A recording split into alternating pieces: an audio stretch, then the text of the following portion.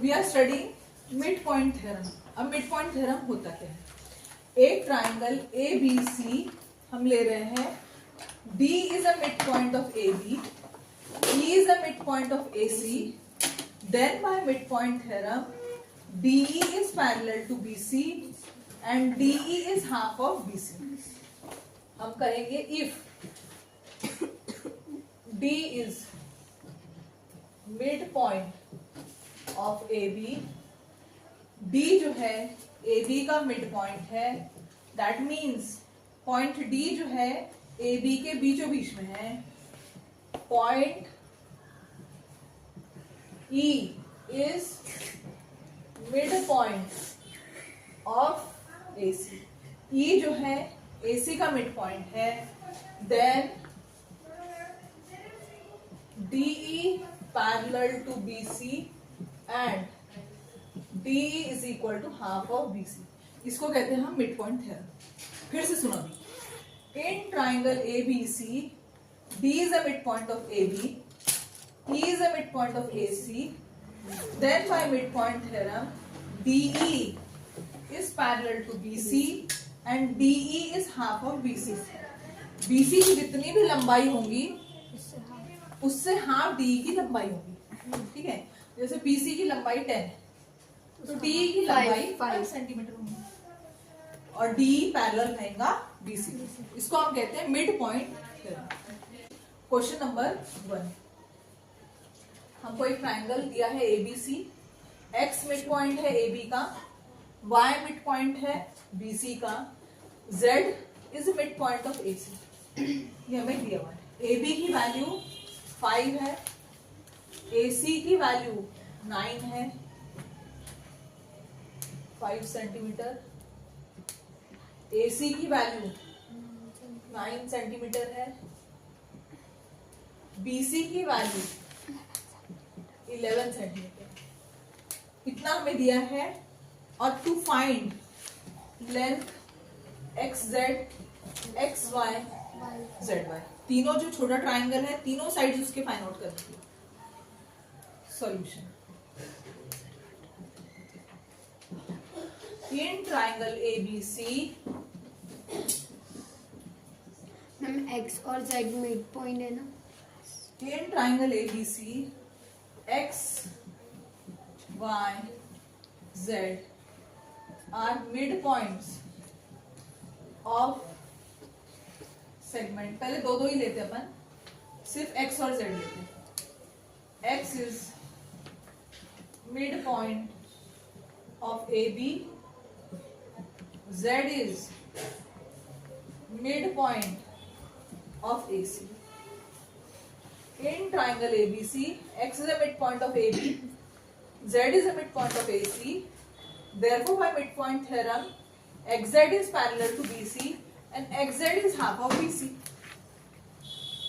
Therefore, by midpoint theorem, XZ is equal to half of BC. ये जो XZ की लंबाई है वो BC का आधा होने वाला है. BC है 11, तो हमारा XZ रहेगा 5.5 सेंटीमीटर. समझा कि बच्चे? अब X is a midpoint of AB, Y is a midpoint of BC. Second step में X is midpoint of AB, X AB का midpoint है, Y BC का midpoint है. Y is midpoint of BC, therefore XY is half of AC. XY ये है और AC यहाँ नजर आ रहा है, तो XY जो रहेगा AC का हाफ रहेगा. Therefore, by midpoint theorem,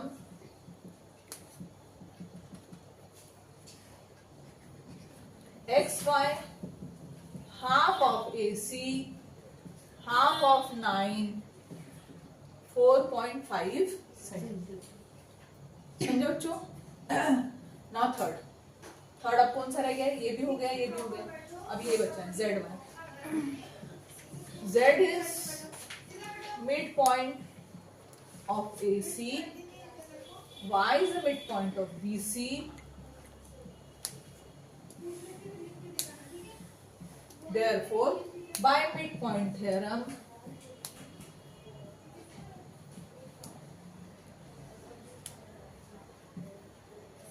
ZY is half of AB.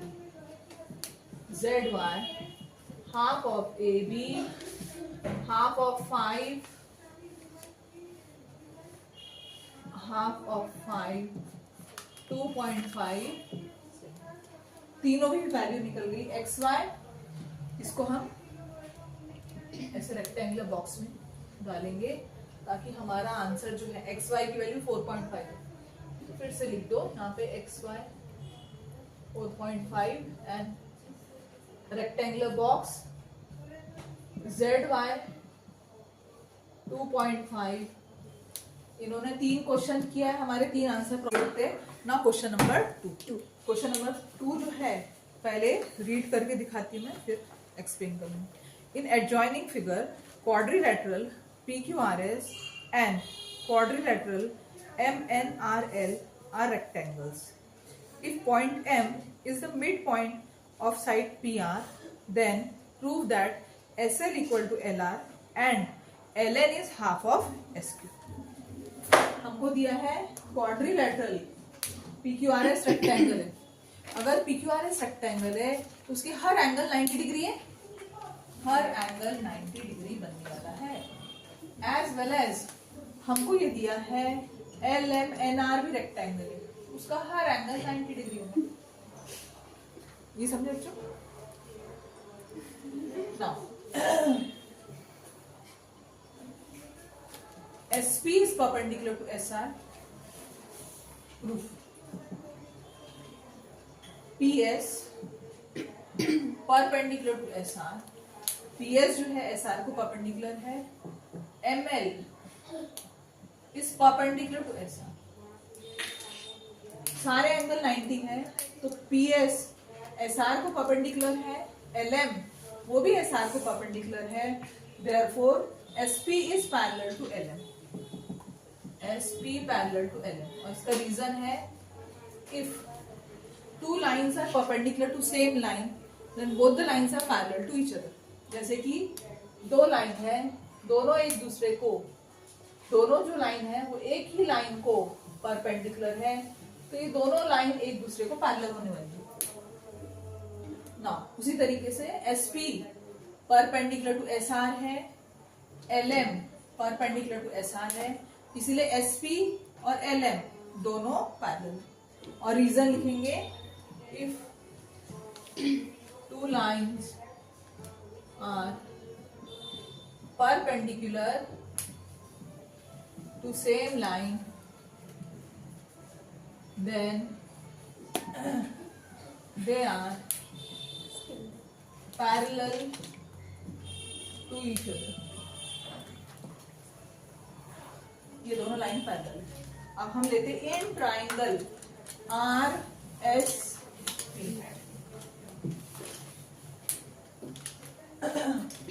In triangle RSP M is a midpoint of PR दिया हुआ है. M midpoint है PR का, ये हमको दिया हुआ है. M is midpoint of PR. LM is parallel to SP. ये हमने प्रूफ किया. SP parallel to LM. Therefore हम क्या कह रहे हैं अभी? इन ट्राइंगल RPS हम कह रहे हैं M is the midpoint of PR, ML is parallel to SP, therefore by converse of midpoint theorem,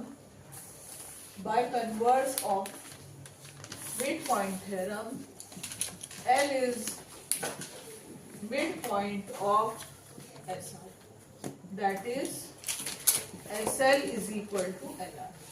ये फर्स्ट पार्ट प्रूफ हो गया. यहाँ पे फर्स्ट पार्ट लिखेंगे. हमको प्रूफ करना था S L equal to L R in triangle R S P M is a mid point of P R L M is parallel to S P therefore by converse of midpoint theorem L is a midpoint of SR. ये समझा कि बच्चों की मैं एक triangle draw करके बताऊँ फिर से देखो एक ट्रायंगल सपोज ऐसा कौन सा ट्रायंगल है पी एस आर ऐसा बीच में एम है in triangle R S P M is a mid point of P R M जो है पी आर का मिड पॉइंट है और एम एल एस पी को पैरेलल ये दोनों लाइन पैरेलल है तो converse of mid point theorem से L is a mid point of S R in triangle R P Q या P Q R in triangle P Q R M is a mid point of P are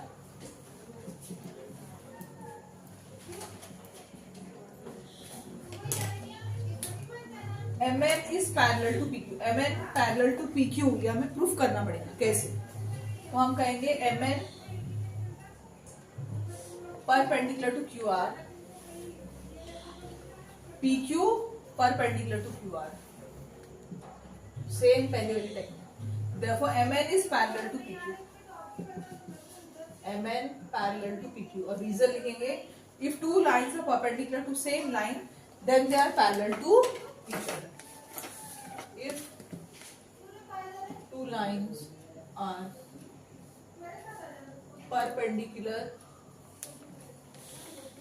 to each other, then they are parallel to each other. ये हो गया अभी हम ये कह रहे हैं कि M N is parallel to P Q M mid point है पी आर का M N is parallel to P Q देखो by converse of mid point theorem N is a mid point of Q R by converse of mid point theorem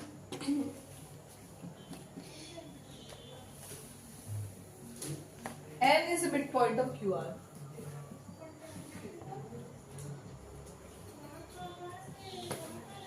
N जो है mid point of Q R now in triangle R S Q in triangle R S Q L is a mid point of S are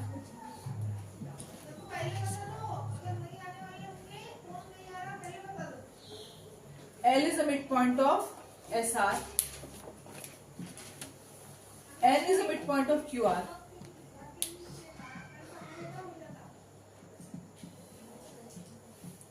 Therefore, by midpoint theorem, Ln is half of SQ. By midpoint theorem,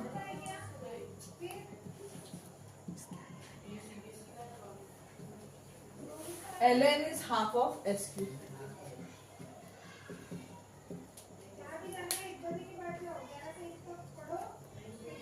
दोनों part हो गए first part यहाँ कहाँ खत्म होता है यहाँ पर second part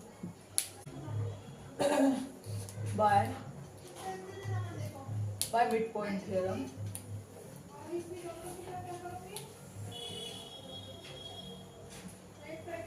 Ln is half of SQ